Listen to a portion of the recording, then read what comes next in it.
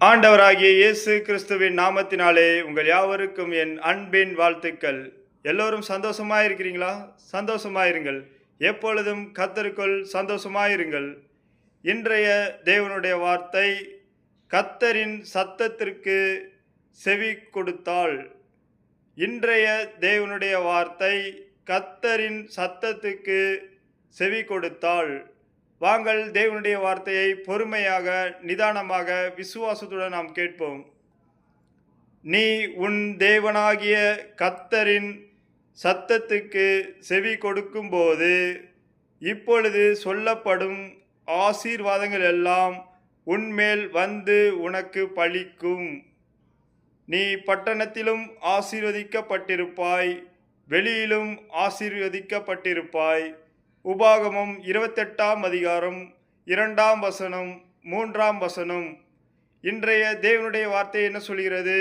கர்த்தருடைய சத்தத்திற்கு நீங்கள் கீழ்ப்படிந்தால், கர்த்தருடைய வார்த்தைக்கு நீங்கள் கீழ்ப்படிந்தால், பட்டணத்திலும் ஆசீர்வதிக்கப்பட்டிருப்பாய், வெளியிலும் ஆசீர்வதிக்கப்பட்டிருப்பாய் என்று கர்த்தருடைய வார்த்தை சொல்கிறது.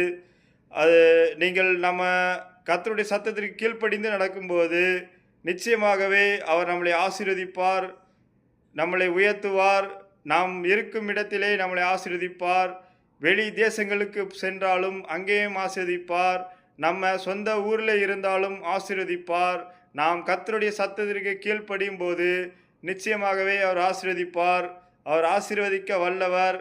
அவர் சொல்வது எல்லாம் உங்களுக்கு பலிக்கும் என்று சொல்கிறார். நீங்கள் கர்த்தருடைய வார்த்தைக்கு கீழ்ப்படியும் போது உன்மேல் வந்து உனக்கு பலிக்கும்.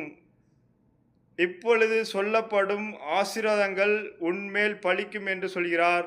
நீங்கள் உள்ளூரில் இருந்தாலும் சரி, வெளிநாடுகளில் இருந்தாலும் சரி, கர்த்தருடைய சத்தத்துக்கு கீழ்ப்படியும் போது, கர்த்தருடைய வார்த்தைக்கு கீழ்ப்படியும் போது அவர் உங்களை ஆசீர்வதிப்பார். விசுவாசிங்கள். இன்றைய தேவனுடைய வார்த்தையை பொறுமையாக, நிதானமாக, விசுவாசத்துடன் கேட்ட உங்கள் யாவரையும் தேவன் தாமே ஆசீர்வதித்து உங்களை பெருக செய்வார். Thank you friends. மறக்காமல் சப்ஸ்கிரைப் பண்ணுங்கள், லைக் பண்ணுங்கள், கமெண்ட் பண்ணுங்கள். எதை செய்தாலும் தேவனுக்கென்று செய்யுங்கள், தேவநாம மகிமைப்பட செய்யுங்கள். Thank you friends. இன்றைய சுவிசேஷத்தை நீங்கள் மற்றவர்களுக்கு ஷேர் செய்யும்போது நிச்சயமாகவே உங்களுடைய சிறையிருப்புகள் நீங்கும். சுவிசேஷத்தை நீங்கள் மற்றவர்களுக்கு அறிவிக்காவிட்டால் ஐயோ என்று கர்த்தருடைய வார்த்தை சொல்கிறது. Thank you friends.